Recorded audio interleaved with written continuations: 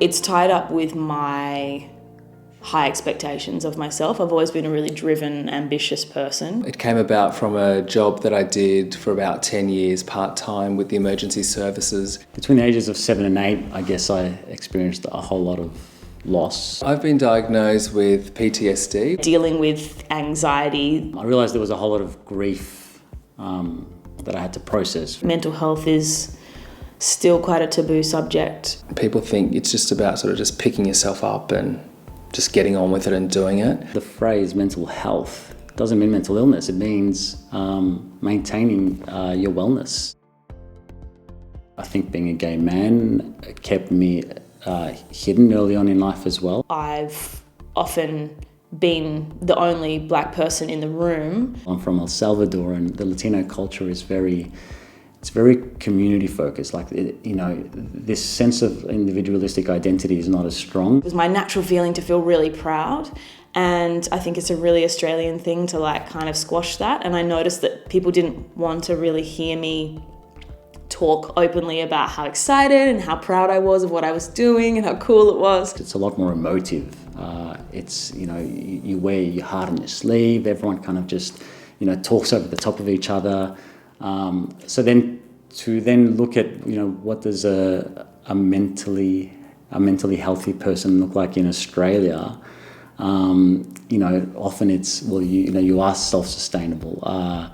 You are emotionally intelligent, which means you don't overreact, you don't over-respond to things. With my family, there's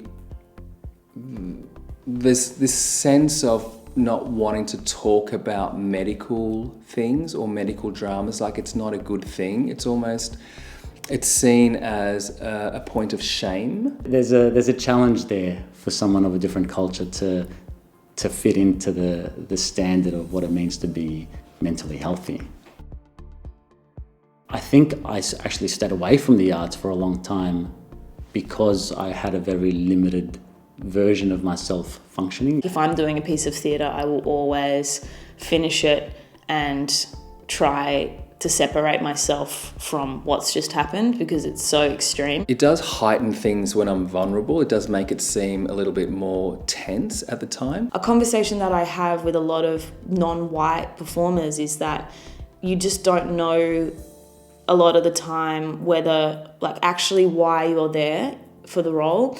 And that's really disrespectful and really degrading. You kind of always put into these situations where there are lots of people that you're competing with and you're told that there's not a lot of, job opportunities, and then you're there's a few of you that are quite different in the room, and usually you have to justify your biology. It's a strange thing to know that when you go out on stage in a play in this country at a main stage level, because most of the audience are white, that there will always be at least someone who's like, I wonder why she's there.